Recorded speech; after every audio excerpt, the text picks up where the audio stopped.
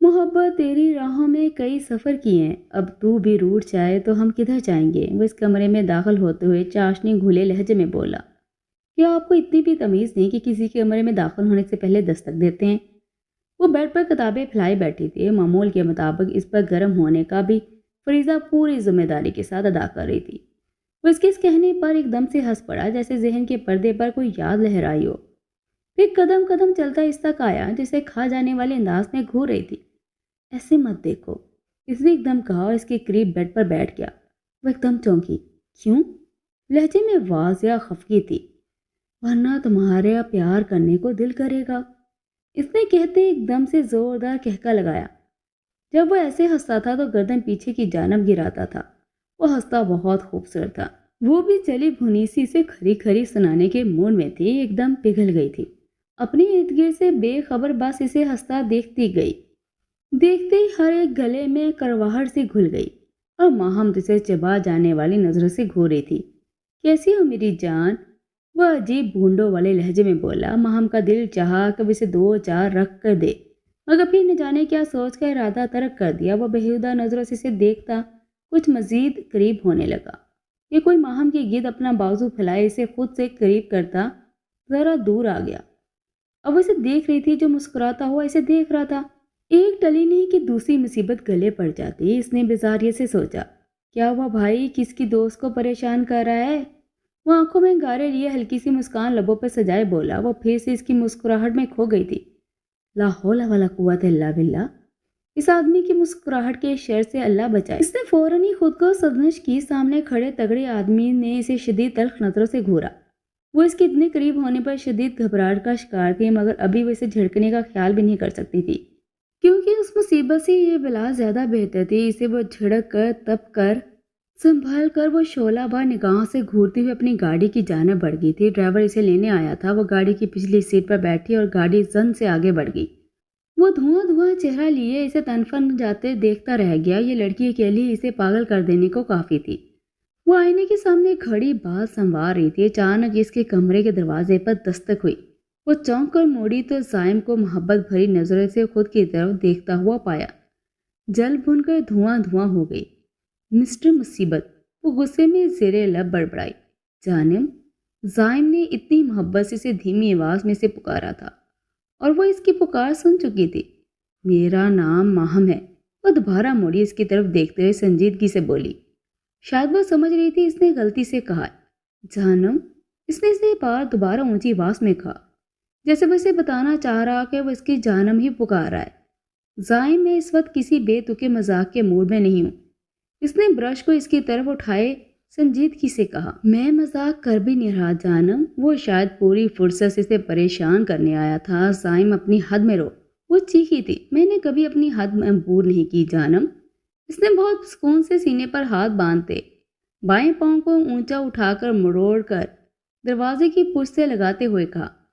بہت ہوگی مذاق مستی، نو گیٹ آؤٹ۔ اس نے کچھ مزید اونچی آواز میں کہا۔ میں کہیں نہیں جا رہا ڈیئر جانم، کمال ٹھٹائی سے جواب دیا گیا تھا۔ اگر تم نے ایک بار اور اس لفظ کا استعمال کیا تو میں تمہارا برا حال کر دوں گی۔ وہ تنبیہ کرتی ہوئی کچھ قدم آگے بڑھی۔ ایسا کون سا اچھا حال کیا تم نے میرا جانم؟ وہ ٹھہر کے جانم پر لب دباتے ہوئے ہلکی سی آبرو اچکا کر بولا۔ ٹھیک ہے پھر۔ ماہم نے اپنے دائیں پاؤں کو سلیپر کی قید سے آزاد کرتے ہوئے کہا، پھر جھک کر سلیپر اٹھا لی۔ وہ خونخوار بلی کی طرح اپنے شکار کو گھورنے لگی۔ زائم نے اس کی یہ تمام حرکات کو الجھن بھری نظروں سے دیکھا، پھر سینے پر بندھے ہاتھ بھوری جینز کی جیبوں میں جا ٹھہرے، پاؤں زمین کے برابر آ ٹکے۔ جیسے جیسے ماہم قدم بڑھاتی گئی وہ قدم قدم پیچھے ہوتا گیا۔ کیا کہہ رہے تھے تم؟ ماہم نے استہزائی انداز میں سوال کیا، گویا اسے مزید ڈرانے کی کوشش کی۔ زائم قدم قدم پیچھے ہوتا دروازے کے کنارے پر پہنچا اور شریر مسکراہٹ کے ساتھ بولا، جانم، اور دروازے کے باہر دوڑ لگا دی۔ زائم، وہ چیختی ہوئی سلیپر اٹھا کے اس کے پیچھے دوڑی۔ بچاؤ، کوئی بچاؤ مجھے معصوم کو۔ زائم ہنستے ہوئے دوڑ رہا تھا، کبھی صوفے کے آگے تو کبھی ٹیبل کے پیچھے، مستقل چیختا ہوا کہ کوئی اس خونخوار میاؤں سے مجھے بچا لے، اور میں اس کے پیچھے۔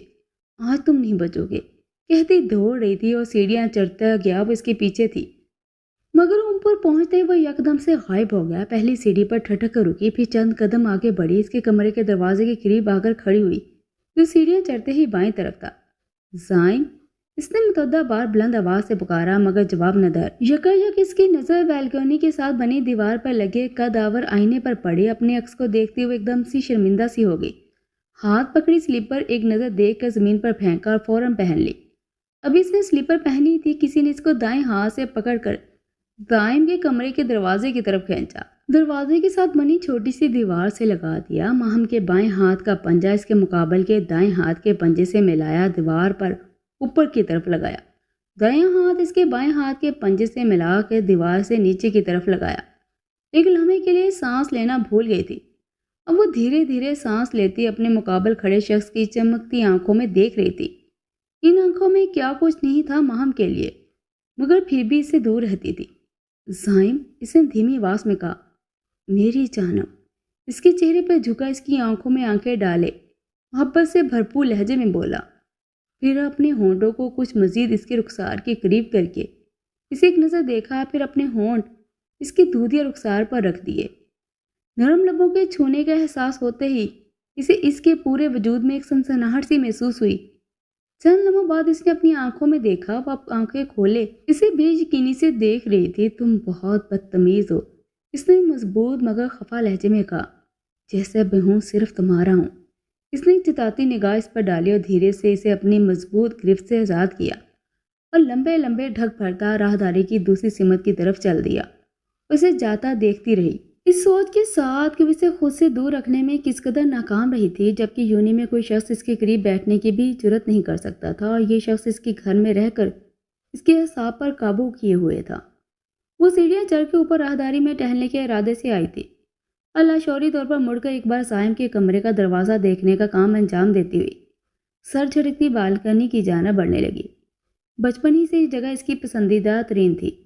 وہ جب اداس ہوتی یہاں کھڑے ہو کر اپنی گھٹن کو ہوا کے سپرد کر دیتی. ایک عجیب سی مانوسیت تھی اس جگہ سے اس کی. آج بھی شاید اسی ارادے سے آئی تھی وہ یہاں، مگر آج اس کا دل کیوں اداس تھا یہ کوئی نہیں جانتا تھا، اور وہ خود اس حقیقت کا سامنا نہیں کرنا چاہتی تھی. میں تیری نظر اتاروں، میں تجھے دل میں چھپا لوں، اگر کوئی ہو طریقہ تو میں تجھے روح میں بسا لوں. وہ اسے دور ہی سے نظر آ گئی تھی. سرخ رنگ کی پیروں کو چھوتی فراک میں شاید اس کا یہ پسندیدہ لباس تھا. جب سے وہ آیا تھا وہ کوئی چوتھی مرتبہ یہی ڈریس پہنے ہوئی تھی. اس کے کھلے بال جو پوری کمر پر جرت سے پھیلے ہوئے تھے، گہرے بھورے رنگ کے. کیا کوئی مستقل اتنا حسین بھی لگ سکتا ہے؟ محبت نام ہی کسی کے اچانک حسین لگ جانے کا ہے. وہ دھیرے دھیرے قدم اٹھا رہا تھا تاکہ اس کے لاشعوری میں سے جی بھر کر دیکھ لے، ورنہ تو اسے ایسے اپنی جانب دیکھتا پا کر اسے نوچ کھاتی. خونخوار میاؤں، وہ دھیرے سے بڑبڑا کر ہنس دیا. وہ راہداری میں چلتے آگے بڑھ گیا اور دیوار کی اوٹ سے اسے دیکھ رہا تھا. وہ اب کسی کمرے کی جانب مڑی تھی اور زائم کے نرم ہونٹوں پر مسکراہٹ پھیلی تھی، کیونکہ وہ اسی کا کمرہ تھا. اگلے لمحے زائم کی مسکراہٹ غائب ہوئی تھی. چہرے پر نرمی کی جگہ سختی نے لے لی تھی. وہ جو سوچ رہا تھا وہ کسی کے کمرے کی طرف جانے لگی ہے. وہ بیلکونی میں آگے ہو کر کھڑی ہو گئی تھی. زائم کی غصے کی انتہا نہیں تھی. وہ غصے میں لال پیلا ہوتا اس کی طرف بڑے بڑے قدم اٹھاتا گیا. وہ کوہنی سے پکڑ کر جھٹکے سے بیلکونی سے کچھ دور لا کر اسے چھوڑا. وہ اچانک اس حملے کے لیے تیار نہیں تھی. اس کے پکڑ کر کھینچنے پر وہ ایک لمحے کے لیے لڑکھڑا گئی تھی، پھر اس کے چھوڑنے پر گرتے گرتے سنبھلی تھی. وہ اسے سرخ انگارہ ہوتی نظروں سے دیکھ رہا تھا. ضبط کی وجہ سے اس کی جبڑوں کی نسیں صاف نظر آ رہی تھی. ماہم بھی اسے تیش بھری نگاہوں سے گھور رہی تھی. آخر یہ شخص خود کو سمجھتا کیا ہے؟ زائم اپنا غصہ برداشت کرتا خود کو نارمل کرنے کی کوشش کر رہا تھا. میں نے تمہیں یہاں کھڑے ہونے سے منع کیا تھا نا؟ وہ ضبط کرتا ہوا دانت پر دانت جمائے بولا. میں نے بھی تم سے کہا تھا میں تمہارے حکم کی پابند نہیں ہوں. اس کی خونخوار میاؤں نے اپنے ازلی غصیلے لہجے میں کہا. میں کسی بھی طرح کے بحث کے موڈ میں نہیں ہوں. اس نے انگشت شہادت اٹھائی. آئندہ میں تمہیں یہاں کھڑا نہ دیکھوں، وہ دھنبی انداز میں بولا. میں یہیں کھڑی رہوں گی. وہ آگے بڑھ کر بیلکونی کی طرف جانے لگی. تبھی زائم نے سختی سے اس کا ہاتھ پکڑا اور کھینچ کر پھر اس جگہ سے کھڑا کر دیا. میں ایک بات بار بار نہیں دہراؤں گا، وہ دھاڑا تھا. ماہم اپنے ڈر پر قابو پاتی ہمت سے کھڑی رہی. اپنے کمرے میں جاؤ، اس نے حکمیہ انداز میں کہا. نہیں جاؤں گی، اس نے ڈھیٹ پن سے جواب دیا. اپنے کمرے میں جاؤ ابھی. وہ چند قدم آگے بڑھا. سیڑھیوں کی طرف اشارہ کرتے ہوئے زوردار آواز میں بولا، میں نہیں جاؤں گی، میں یہیں کھڑی رہوں گی، سمجھے تم؟ وہ بھی جواباً اتنی تیز آواز میں گھرائی۔ وہ غصے میں لال ہوتا چند قدم آگے بڑھا۔ وہ نڈر سے گردن اکڑا کر کھڑی رہی۔ اپنے کمرے میں جاؤ۔ آواز دھیمی مگر لہجہ سخت تھا۔ وہ چند قدم پیچھے ہوئی، پھر ایک جھٹکے سے بیلکونی کی طرف بڑھی۔ ڈٹائی کی بھی حد تھی۔ زائم کا ضبط جیسے جواب دے گیا تھا۔ اس نے جھٹسے سے بائیں ہاتھ سے پکڑ کے پیچھے کھینچا۔ اگلے لمحے اس کی بھاری مردانہ ہاتھ اس کے نرم گالوں کو سرخ کرتا ایک بہت تیز آواز پیدا کر چکا تھا۔ مہم اس کی شدید رد عمل پر سٹپٹا کر رہ گئی۔ اس کی گہری آنکھوں میں واضح نمی پھیل گئی۔ زائم نے جب اس کی نم آنکھوں کو دیکھا جیسے ہوش میں واپس آیا ہو، ایک دم ہی 2 قدم پیچھے ہٹا۔ ملال کی مورت بنا ہوا تھا۔ وہ اپنے سرخ رخسار پر ہاتھ رکھی سیڑھیوں پر دوڑ گئی۔ زائم کی بھوری آنکھیں بھیگ رہی تھی، اس کا چہرہ لمحوں میں تر ہو گیا تھا۔ دن ڈھل کے رات ہو گئی تھی مگر زائم نے دوبارہ مہم کو نہیں دیکھا تھا۔ وہ سارا دن کمرے میں قید رہی۔ کھانے کے بلاوے پر اس سے کان نہیں دھرے اور دروازہ بند رہا۔ وہ مارے ندامت کے اس کے پاس جانے کی ہمت نہیں کر پا رہا تھا، اور وہ جاتا تو پوچھتی کیا، ایسا بھی کیا مہم کی صرف اس بیلکنی میں نہ کھڑے ہونے کے لیے اس نے مہم پر ہاتھ اٹھا دیا۔ وہ کتنے راز اپنے سینے میں لیے گھوم رہا تھا۔ وہ اس بات سے سرے ہی سے بے خبر تھی۔ گھر کے کسی بھی فرد نے اسے نہیں بتایا تھا۔ اسے خود بھی کچھ یاد نہیں تھا۔ زائم اور مہم بچپن کے دوست تھے اور ایک دوسرے سے بہت مانوس تھے۔ ان کا بچپن ساتھ گزرا تھا۔ پھر زائم کے بابا سلطان محمد، جو مہم کے بابا فرید عالم کے قریبی دوست اور بچپن کے ساتھی تھے، زائم کو لے کر لاہور چلے گئے تھے۔ وہ سب اسلام آباد میں ایک ہی گھر میں رہتے تھے، کیونکہ عالم صاحب کی والدہ محرومہ نے سلطان صاحب کو گود لیے رکھا تھا۔ زائم لاہور گیا اور وہاں کی بڑی یونیورسٹی سے اعلیٰ تعلیم حاصل کی، پھر نہ جانے کس آفس میں نوکری شروع کر دی۔ گھر کے بڑے اس بات سے بخوبی واقف تھے مگر مہم کو کچھ خاص علم نہیں تھا۔ مہم زائم سے 4 سال چھوٹی تھی، اس لیے جب وہ نوکری شروع کر رہا تھا تبھی وہ یونیورسٹی میں داخلہ لے رہی تھی۔ مہم کے 4 سال یونیورسٹی کے پورے ہوئے تو اس کے والد نے اس کی شادی طے کر دی۔ وہ اپنی شادی سے بہت خوش تھی مگر ایک دن کچھ ایسا حادثہ ہوا کہ اپنی زندگی کی ہر اچھی بری یاد بھول گئی۔ اسے یاد تھا صرف یہ کہ اس کے والدین کون ہیں، اس کی والدہ نفیسہ بیگم کون ہے، سوائے اس کے سے کچھ یاد نہیں تھا، یہاں تک کہ اس کا شوہر بھی، اس کے بچپن کا دوست بھی۔ وہ اب اپنے دل کے ہاتھوں مجبور تھا۔ اسے بار بار مہم کی بھیگی ہوئی آنکھیں اپنی طرف کھینچ رہی تھی۔ اب وہ رات کے 1 بجے اپنی الجھن سے تھک کر اس کے کمرے کی جانب بڑھ گیا۔ اس نے اپنے مخصوص انداز میں دروازے پر دستک دی۔ وہ اس وقت سیاہ ٹراؤزر اور بغیر آستین والی سیاہ شرٹ میں ملبوس تھا۔ بغیر آستینوں کے شرٹ سے اس کی سفید کسرتی بازو صاف نظر آ رہے تھے۔ بھوری آنکھوں میں سرخی پھیلی ہوئی تھی اور ملائی سا سفید چہرہ ندامت کی تصویر پیش کر رہا تھا۔ اس نے مزید 2 مرتبہ دستک دی مگر کوئی جواب نہ آیا۔ اب زائم کو تشویش ہو رہی تھی۔ اس نے دروازے کا اب دھیرے سے نوب گھمایا۔ وہ بنا آواز پیدا کیے کھلتا چلا گیا۔ دروازہ کھلتے ہی جو منظر زائم کا انتظار کر رہا تھا وہ صدمے سے مار دینے کے لیے کافی تھا۔ کمرے کے عین وسط میں وہ بستر کے قریب اوندے منہ گری ہوئی تھی۔ ارد گرد ہر چیز اس جگہ پر تھی سوائے اس کے موبائل کے، وہ بھی اس کے قریب بند پڑا تھا۔ زائم دیوانہ وار اس کی طرف دوڑتا ہوا اس کا نام زور زور سے پکارنے لگا۔ اس نے بنا کچھ سوچے مہم کو اپنی گود میں اٹھا لیا۔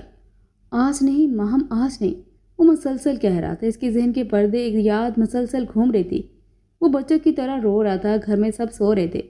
اسے سیدھا اوپر اپنے کمرے میں لے آیا۔ زائم، وہ غنودگی میں ہلکی واسطے سے پکار رہی تھی۔ زائم نے اسے کمرے میں لا کر اپنے بیڈ پر لٹا دیا۔ اس کا نام پکار رہی تھی، زائم۔ اس کی بند آنکھوں سے آنسو بہہ رہے تھے۔ اسے بیڈ پر لٹا کر اس کے قریب گیا، اپنے ہاتھوں سے اس کی سرخ گال کو سلہانے لگا۔ ملال زدہ سی اس کی آنکھوں سے مسلسل آنسو ٹوٹ ٹوٹ کر مہم کے چہرے پر گر رہے تھے۔ مہم نے مندی مندی سی آنکھیں کھولی، بس اس کو روتے ہوئے اور معافی مانگتے ہوئے ایک نظر دیکھا، پھر نیند سے بوجھل آنکھیں بند کر لی۔ مجھے معاف کر دو پلیز مہم، میری جان پلیز، میں بہت ڈر گیا تھا، مجھے اس جگہ سے ڈر لگتا ہے، میں تمہیں ایک بار اسی جگہ سے کھو دینے کے خوف سے گزرا ہوں، بس وہ جگہ مجھے تمہارے لیے غیر محفوظ لگتی ہے، جان آئی ایم سو سوری۔ وہ اب آواز سے رو رہا تھا۔ کچھ لمحے آنسوں کے درمیان گزرے، پھر مہم کا بے ہوش سا وجود کچھ حرکت میں آیا۔ مہم کا جو ہاتھ زائم کے دونوں ہاتھوں کے درمیان تھا، اس نے ہلکی سی جنبش کی۔ زائم اس پر اپنا ماتھا ٹکائے ہوئے تھا۔ حرکت کے احساس پر اس نے گردن اٹھائی۔ مہم ہلکی سی آنکھیں کھولی سے دیکھ رہی تھی، پھر کچھ لمحوں میں اس نے دوبارہ آنکھیں بند کر لی۔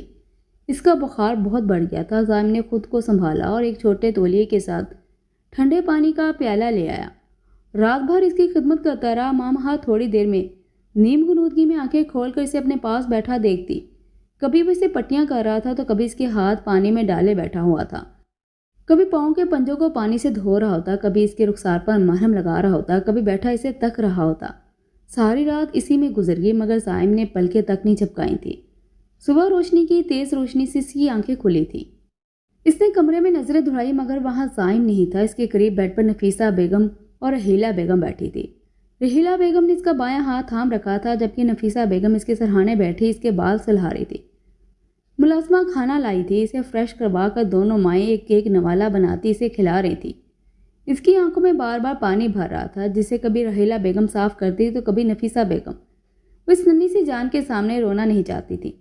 وہ اس کے جاگنے سے پہلے خوب رو لی تھی۔ یکا یک دروازے پر دستک ہوئی، تینوں ایک ساتھ دروازے کی سمت دیکھا۔ وہاں سلطان صاحب اور فرید صاحب زائم کے ہمراہ کھڑے تھے۔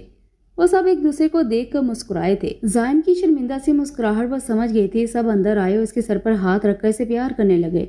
زائم کچھ فاصلے پر کھڑا تھا، دونوں محبت سے اسے گلے لگ کر الگ ہوئے، ہلکی پھلکی بات چیت کرنے لگے۔ زائم بس خاموش کھڑا رہا۔ کچھ لمحے گزرے تو سب ان دونوں کو اکیلا چھوڑے کمرے سے باہر نکل گئے۔ وہ دونوں ایک دوسرے سے نظریں نہیں ملا رہے تھے۔ چند لمحوں بعد زائم نے ہمت کر کے قدم اٹھائے۔ وہ اس کے قریب بیڈ پر بیٹھ گیا اور بس نیچے دیکھ رہا تھا۔ شرمندگی تھی۔ I am so sorry. الفاظ اس کے حلق میں پھنس رہے تھے۔ ماہم نے کوئی جواب نہیں دیا، بس دوسری جانب کھڑکی کے باہر نظر آتی کیاریوں کو دیکھتی رہی۔ میں جانتا ہوں میں تمہارا گنہگار ہوں، وہ دھیمے اور تھکن زدہ لہجے میں بولا۔ وہ ہلی تک نہیں۔ ماہم، اس نے اس کی طرف دیکھتے ہوئے پکارا۔ اس نے دھیرے سے رخ موڑا، پھر اس کی طرف نگاہیں نہیں اٹھائی۔ میں معافی کے لائق نہیں ہوں، وہ دھیرے سے بولا۔ مجھے معاف نہیں کر سکتی تو؟ الفاظ ختم ہو گئے تھے۔ اس کی آنکھیں بہنا شروع ہو گئی تھی۔ تو میں چلا جاتا ہوں۔ زائم نے رخ پھیرا اور ایک اذیت ناک آہ ہوا کے سپرد کی۔ وہ دونوں ہاتھ کے پنجوں پر وزن دیتا اٹھنے لگا جب وہ بولی، ایسے تو بڑے بڑے دعوے کرتے ہو کہ دوست ہو، وہ بھی بچپن کے۔ اس نے اس کی طرف رخ پھیرا۔ اور اب کہہ رہے ہو کہ چلا جاتا ہوں؟ جب میں کہہ رہی تھی تب کیوں نہیں گئے؟ اور اب اپنی مرضی سے جا رہے ہو؟ وہ تیز نظروں سے اسے گھورتی ہوئی بولی چلی گئی۔ زائم اب بھی اسے نظریں ملانے کی ہمت نہیں تھی۔ بولو، کل تک تو تم کہہ رہے تھے کچھ بھی ہو جائے میری جان نہیں چھوڑو گے، تو پھر اب؟ وہ سخت لہجے میں اور مضبوط آواز میں بولی، میں نے تمہیں تکلیف پہنچائی۔ اس سے آگے وہ بول نہ سکا۔ وہ تو پہلے بھی پہنچاتے تھے۔ میں جو کہنے کے منع کرتی تھی ہمیشہ وہی بات کرتے تھے۔ کہتے تھے۔ وہ آج سارے حساب کھول بیٹھی تھی۔ اس کے پیچھے ایک وجہ تھی۔ وہ دھیرے سے بولا، کیا؟ وہ دو ٹوک انداز میں بولی، میں چلتا ہوں۔ وہ ایک دم اٹھ کر کھڑا ہوا۔ مہا نے پھرتی سے اس کا ہاتھ پکڑا، اسے روکنے کی کوشش کی۔ مجھے بتائے بغیر نہیں جاؤ گے؟ ایسا کیا تو اس بالکنی کے پاس، یہ ایسا کیا ہے جو اس بالکنی کے پاس ہوا تھا؟ اس نے سختی سے کہا۔ میں تمہیں، زائم کچھ کہنے لگا تھا۔ مجھے بتائے بغیر نہیں جاؤ گے؟ اس نے بلند آواز سے اس کی بات کاٹی۔ زائم نے گردن موڑی، اس کی طرف دیکھا جو آنکھوں میں انگارے لیے دیکھ رہی تھی۔ ضد مت کیا کرو، اس نے دھیمے لہجے میں تنبیہ کی تھی۔ اگر تم مجھے سچ بتائے بغیر کہیں گے تو یاد رکھا میں تمہارے نام سے بھی نفرت کرنے لگوں گی۔ اس نے تیش میں کہا، جھٹکے سے اس کا ہاتھ چھوڑ دیا۔ زائم نے دانت پیس کر اپنا غصہ ضبط کیا اور لمبے لمبے ڈھک بھرتا کمرے سے باہر نکل گیا۔ اگلے دن زائم نے مہم سے کہا کہ وہ گاڑی نکال رہا ہے، چلو ساتھ گھر چلتے ہیں۔ ابھی تمہاری طبیعت ایسی اچھی نہیں ہے کہ ٹہلتی ہوئی اکیلی گھر جاؤ۔ جس کے جواب میں مہم نے کہا تھا کہ میں ٹھیک ہوں، اکیلی نہیں ہوں، میں اپنی دوستوں کے ساتھ ہوں۔ ویسے بھی مجھے تمہاری حفاظت کی ضرورت نہیں، بلکہ تم سے حفاظت کی ضرورت ہے۔ وہ تنفن کرتی تیکھے نکوش لیے آگے بڑھ گئی تھی۔ کچھ دیر بعد وہ یونیورسٹی میں اپنے دوست کے ہمراہ گھر واپسی کے لیے دروازے کی جانب بڑھ رہی تھی جب اسی بدتمیز لڑکے نے اس کا راستہ کاٹا۔ وہ سب اس وقت یونی کی عمارت کے نچلے حصے میں موجود تھے۔ وہ لڑکا ان میں سے صرف مہم کو گندی نظروں سے دیکھ رہا تھا۔ وہ سب اس سے ہٹ کر آگے بڑھنے لگی۔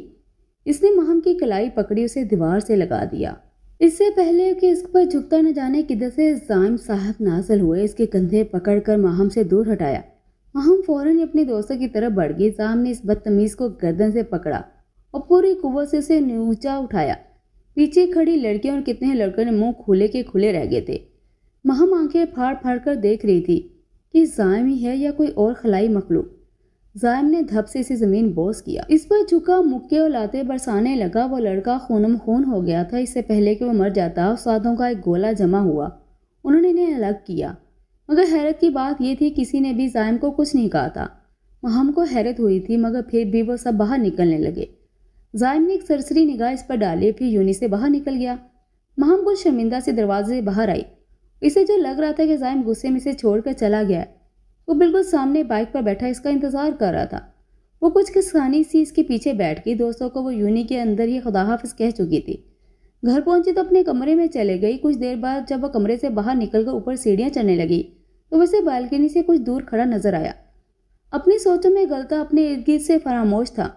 جب اس کے قریب سے خاموشی سے گزرنے لگی، مہم کی طرف اس کی پوچھ تھی۔ وہ قدم بڑھاتی راہداری میں آگے بڑھ رہی تھی کہ زائم نے اس کا ہاتھ پکڑ کر اسے پچھلی بار کی طرح دیوار سے لگا دیا۔ ہر چیز بالکل ویسی ہی لگ رہی تھی۔ نہ جانے کیوں اسے عجیب سا لگا، مگر اس پر وہ دل میں ارادہ کر چکی تھی کہ وہ زائم کو کوئی غلط حرکت نہیں کرنے دے گی۔ زائم پہلے کی طرح اس پر جھکا، مگر مہم نے اسی لمحے کی مہلت دیے بغیر ہی اسے ایک زوردار موقع دے کر اسے الگ ہوئی۔ وہ اس حملے کے لیے ہرگز تیار نہیں تھا۔ لڑکھڑا کر زمین پر گر گیا۔ بے شرم انسان، میں زانی نہیں ہوں۔ وہ غصے کے انتہا کی وجہ سے تیز تیز سانسیں لے رہی تھی۔ اس کی آواز بلند تھی۔ گھر میں اس وقت صفائی ان دونوں کے ملازمہ تھی۔ وہ کچن میں مصروف تھی۔ زائم اس کے لفظوں پر گنگ رہ گیا تھا۔ وہ کیا کہہ رہی تھی؟ کیا وہ ہوش میں تھی؟ میری زندگی میں ہزاروں گناہ ہوں گے زائم سلطان محمد، مگر میں زانی نہیں ہوں۔ وہ آخری جملہ چبا چبا کر بولتی غصے سے گھرائی تھی۔ مہم، زائم نے شدید بلند آواز میں اسے گویا جھڑکا تھا۔ جی دوستو، یہاں تک کا ایپیسوڈ کیسا لگا؟ نیکسٹ ایپیسوڈ لاسٹ ایپیسوڈ ہوگا تو دیکھنا مت بھولیے گا کہ آخر کیا وجہ تھی جو مہم اور زائم میں دوری کا باعث بنی۔